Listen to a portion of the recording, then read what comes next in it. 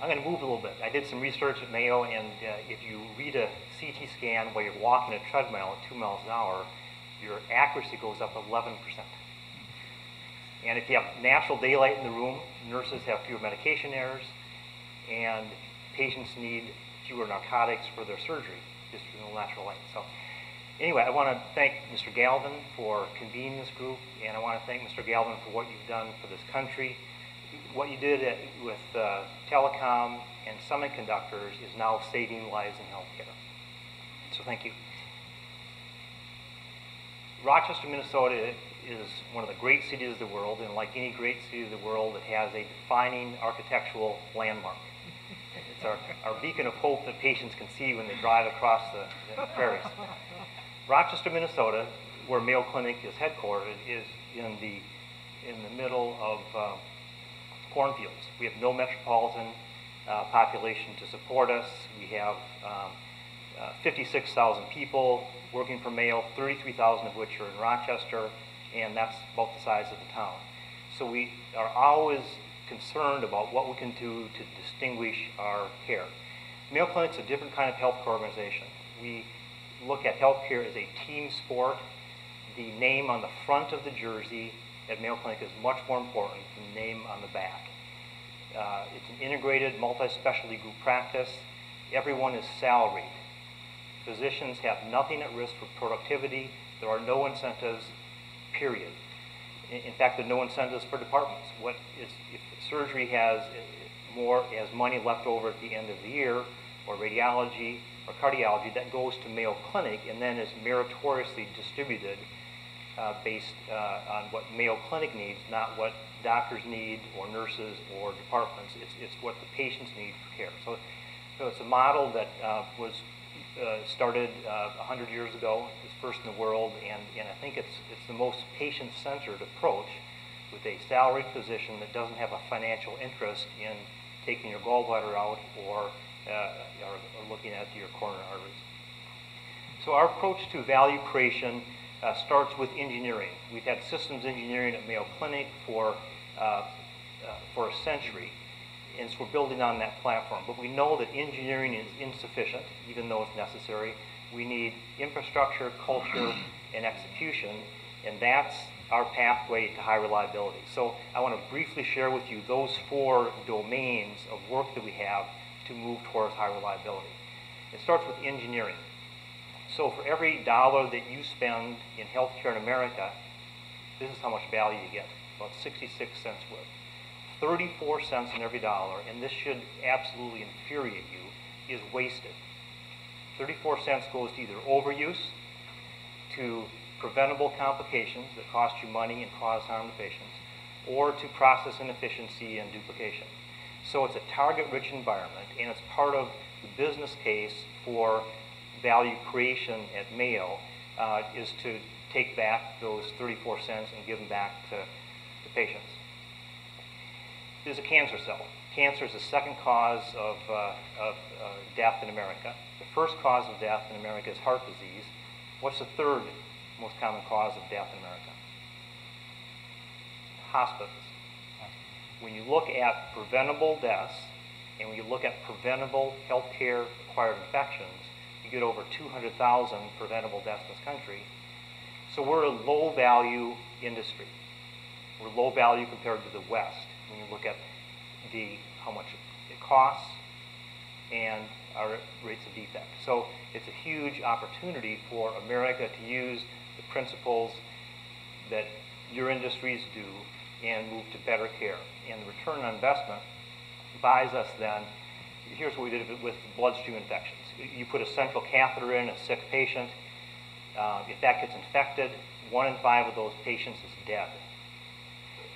And so as you lower the infection rate, you save lives, but you also save $37,000 per infection because they cost money to keep patients in hospital and antibiotics and so on and so forth. So that's how saving lives and decreasing adverse healthcare events saves all this money and is better for patient care. So the business case starts with story about my brother. This is my brother, David Swensen. He's the Chief Investment Officer at Yale. And he's my older brother. He's better looking. He has more hair than I do. He makes a whole lot more money than I do. And he's beat me at everything in my life, including punt, pass, and kick. But I can make more money than he does. His Yale's investment office is the best in the country. For the last 25 years, their annual return is 14.1%, number one in the Cambridge Index for all endowments in this country and all pension funds. But the work at quality at Mayo Clinic makes that look like peanuts.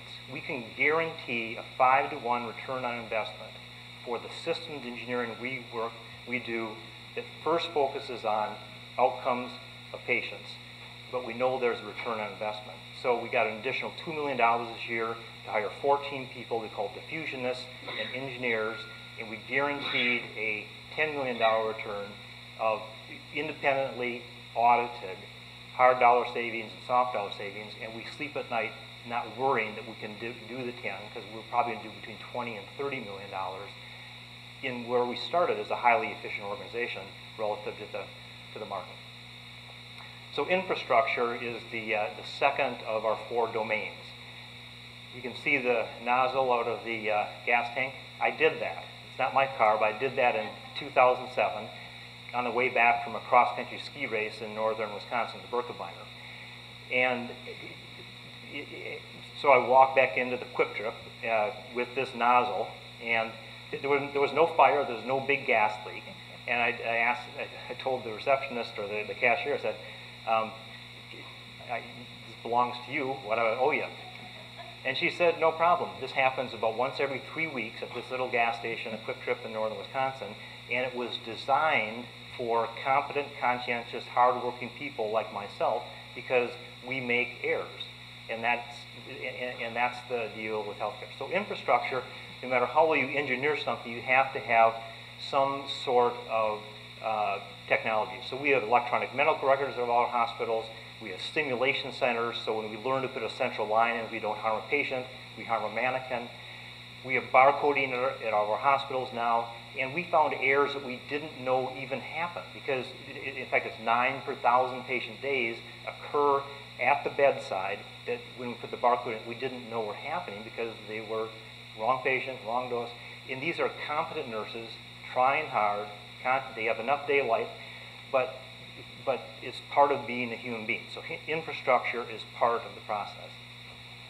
There's beyond medical errors, there is the knowledge gap. When Isaac Newton was around, it was possible for a human being to know everything there was about astronomy and genetics and religion and science, but not today. A cardiologist doesn't know all of the drugs, there's a list of drugs, that a patient with a long QT syndrome shouldn't have because it will kill them. So you have to have something to help on the decision support to fill in the knowledge gap. So when anyone at the Mayo Clinic today gets an ECG to look at the heart rhythm, and they have a long QT syndrome, there's an alert sent to them with a closed feedback loop, links them to our Ask Mayo expert, so now they know that they don't know something, and the knowledge gap is filled. Family practitioners, 9 out of 10, don't even know about long QT syndrome, much less what drugs that patient shouldn't have. So knowledge gap is another part of our infrastructure for moving forward. Execution is the third of the 4 domains. This is Ariel Sharon.